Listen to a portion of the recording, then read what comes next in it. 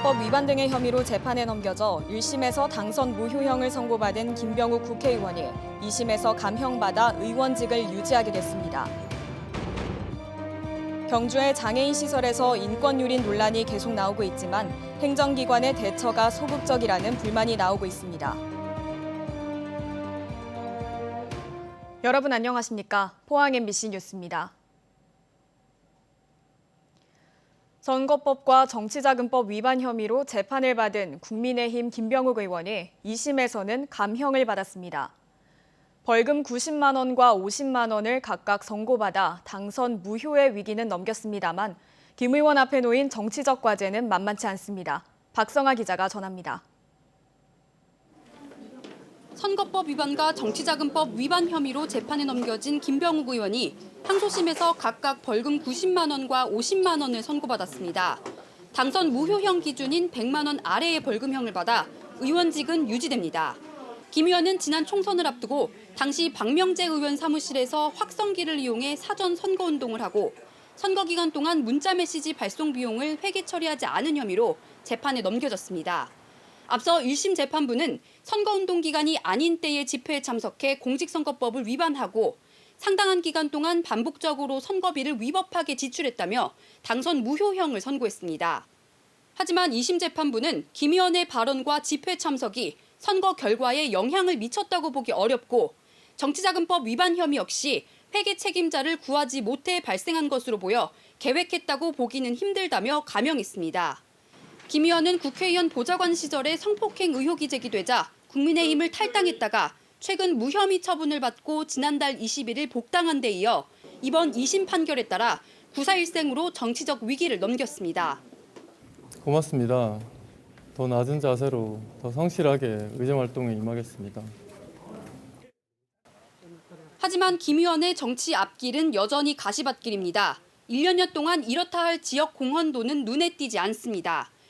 여기에다 포항 남울릉이 지난 2013년 19대 새누리당 김형태 의원의 재수씨 성추행과 선거법 위반으로 의원직을 상실한 지역구여서 실망한 유권자들의 피로도를 얼마나 덜어줄지 시험대에 올랐습니다.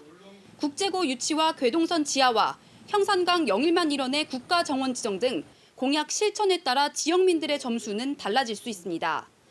한편 이번 판결로 포항 남울릉의 국회의원 재선거 여부에 촉각을 곤두세웠던 지역 정치인들은 당장 내년 지방선거로 대거 회군할 가능성이 높아졌습니다. MBC 뉴스 박성아입니다. 지난 1일 포항과 울릉도를 오가는 여객선 주위로 포탄이 떨어진 사고와 관련해 방위사업청은 재발 방지를 위한 경위 조사를 진행하고 있다고 밝혔습니다. 방위사업청은 정상적인 절차에 따라 국립해양조사원으로 사격훈련 사실이 통보됐지만 국립해양조사원이 공문을 발송한 78개 기관 가운데 포항해양수산청은 포함되지 않은 것으로 확인됐다고 밝혔습니다.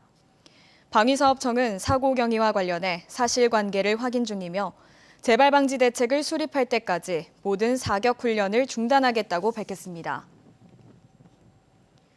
경주 지역 장애인 시설에서 인권 유린 문제가 잇따라 발생하고 있지만 행정기관은 소극적 대처로 일관하고 있다는 비판이 제기됩니다.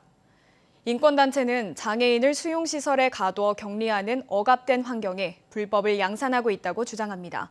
김형일 기자가 보도합니다.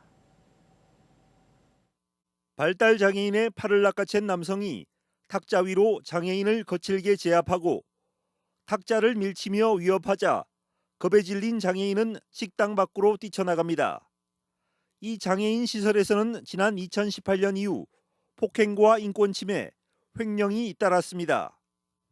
관할 기관인 경주시도 행정조치에 나섰지만 한 차례의 개선 명령과 두 차례의 시설장 교체에 그쳤습니다.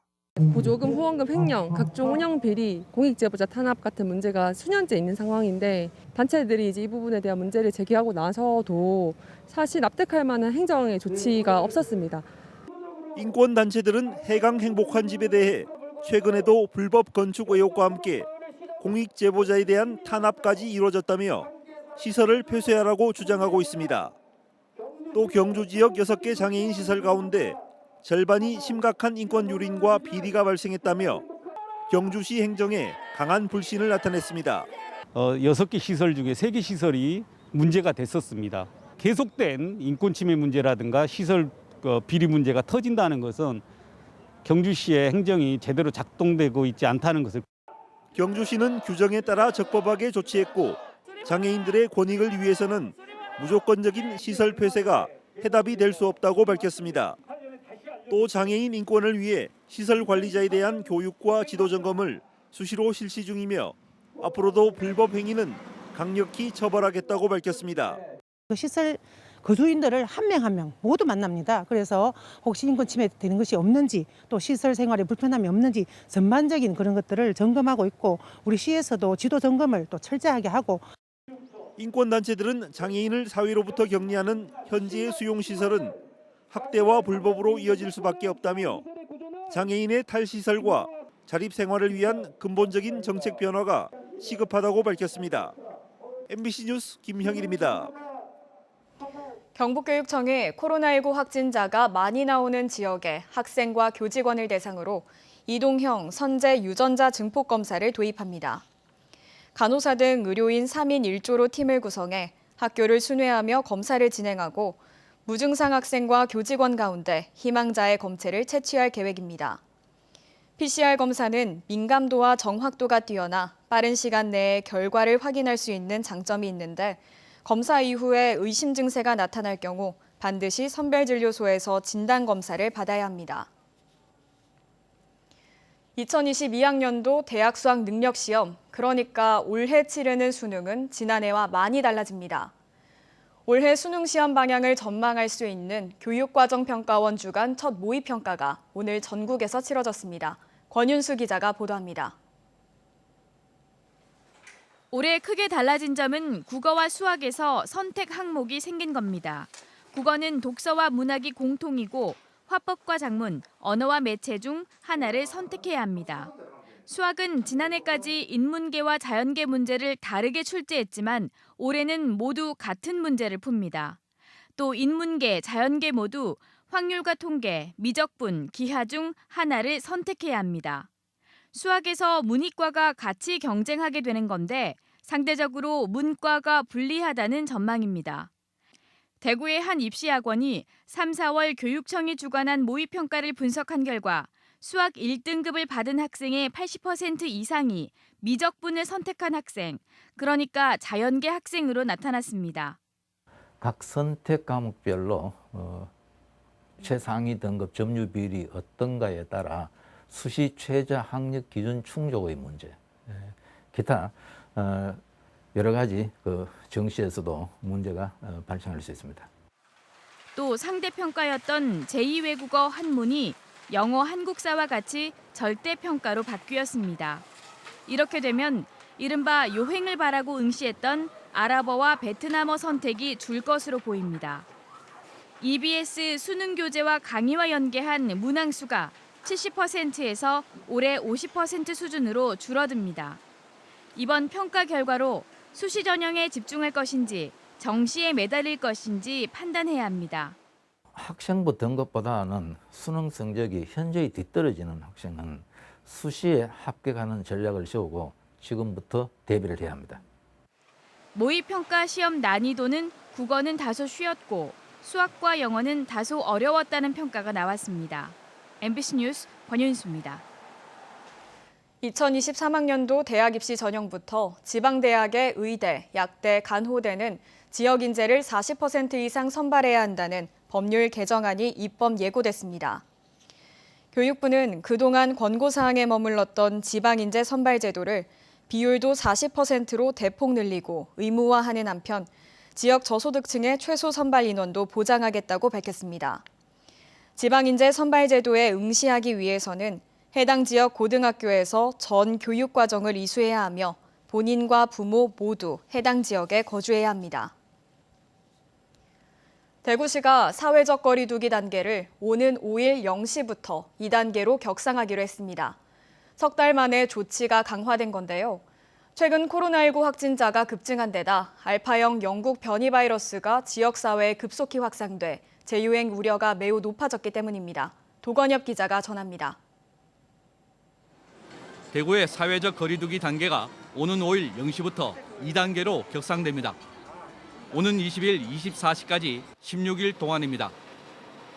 지난 2월 15일 1.5단계로 낮춘 지 석 달 만으로 확진자 수 급증에 따른 것입니다. 5월 들어 주간 하루 평균 확진자 수가 한 자릿수를 유지했지만 마지막 주에는 28.3명, 6월 첫 주에는 45.3명으로 폭증했습니다. 100만 명당 확진자 수도 30.3명으로 전국에서 가장 확진자 수가 많은 수도권보다 44% 높습니다. 확진자 중에 활동력이 왕성한 20대에서 40대가 3분의 2가량을 차지하고 무증상자도 20%에 이릅니다. 감염원이 광범위하게 지역 전역에 확산됐고 전파력이 높은 알파형 영국 변이 바이러스가 우세종이 돼가는 상황입니다. 상황이 심각하지만 백신 접종률은 전국 8개 특별시 광역시 가운데 꼴찌입니다. 현재로선 백신 접종만이 경제 회복과 일상 회복의 지름길입니다만 그간 백신의 불안정성에 대한 불안 심리 등으로 백신 접종이 저조하여 집단 면역 형성의 길이 더딘 상황에서 환자 발생까지 급증하고 있어 지난해부터 시민 모두가 함께 지켜온 방역 안전망이 상당히 위태로운 현실입니다. 거리두기 2단계 격상에 따라 5일부터 식당과 카페는 저녁 9시부터 다음 날 새벽 5시까지 운영이 제한됩니다. 정부 2단계 운영 지침은 저녁 10시부터지만 1시간 더 앞당겼습니다. 100명 이상 모임과 행사가 원칙적으로 금지되고 스포츠 관람은 수용 인원의 10% 이내, 국공립시설 이용 인원은 30% 이내로 제한됩니다. 한편 오늘 0시 기준으로 대구의 코로나19 신규 확진자는 74명으로 지난해 3월 이후 최대를 기록했습니다. 누적 확진자 수가 1071명으로 10,000명을 넘겼습니다. 수성구 일반주점 관련 19명, 융주점 집단 감염 관련으로 15명의 확진자가 더 나왔습니다. 동구청에서는 그제 확진자가 나와 전수검사한 결과 공무원 5명이 더 확진돼 누적 7명으로 늘었습니다. 1차 대유행 이후 1년 3개월 만에 코로나 방역에 최대 고비를 맞고 있습니다. MBC 뉴스 도건협입니다. 경주경찰서가 황남파출소를 사정동으로 이전을 추진하는 가운데 파출소 부지가 이면도로여서 주민들이 부적절하다며 반발하고 있습니다. 주민들은 파출소 이전과 관련해 여론을 제대로 수렴하지 않았고 국유지를 사유지와 맞교환하는 과정에도 시세차에 의한 특혜 소지도 있다고 주장하고 있습니다. 이에 대해 경주경찰서는 현재 황남파출소가 안전등급 D등급으로 신축이 시급하며 규정에 따라 이전지도 비슷한 시세의 사유지를 맞교환하는 방식으로 추진돼 특혜 소지가 전혀 없다고 해명했습니다. 오늘 아침부터 종일 비가 내리며 때이른 더위는 누그러졌습니다. 비는 내일 새벽이면 대부분 그치겠습니다. 조주경 기상캐스터입니다. 초여름의 문턱에 들어서면서 요즘 비 소식이 잦습니다. 현재 비구름대는 제주도를 제외한 전국 곳곳으로 확대되어 있는데요. 약한 비가 내리고 있습니다. 오늘 늦은 밤부터 그치기 시작해서 새벽까지 이어지는 곳이 있겠습니다. 예상되는 비의 양은 포항과 경주에서 5에서 10mm, 울진과 영덕에서는 20mm, 울릉도와 독도에서는 많게는 30mm 정도가 예상됩니다. 이어서 자세한 지역별 날씨 보시면 내일은 흐리다가 오전부터 맑은 하늘 드러나겠습니다. 아침 기온은 16도에서 18도 분포로 출발하겠습니다. 한낮 기온은 울진 24도, 영덕과 포항 26도, 경주 28도로 오늘보다 2도에서 5도가량 높겠습니다. 울릉도와 독도는 강풍특보가 발효됐습니다. 아침 기온 울릉도 16도, 독도 17도로 시작하겠고요. 한낮 기온은 울릉도 22도, 독도 19도에 머물겠습니다. 동해 남부 먼바다를 중심으로는 풍랑특보가 발효됐습니다. 바다의 물결은 중부 해상에서 최고 2.5m, 남부 해상에서는 3m까지 먼바다를 중심으로 높게 일겠습니다. 내일 낮부터는 다시 맑은 하늘이 드러나겠습니다. 그리고 다가오는 휴일과 주말 동안에는 맑고 쾌청한 하늘 예상됩니다. 날씨였습니다. 김병수 울릉군수가 일본의 후쿠시마 원전 오염수 방류 결정을 규탄하는 챌린지에 동참했습니다. 김병수 군수는 막대한 양의 원전 오염수 방출은 수산물 방사능 오염을 촉진해 동해안을 삶의 터전으로 삼은 국민 생계를 위협한다며 전찬걸 울진 군수를 지목했습니다.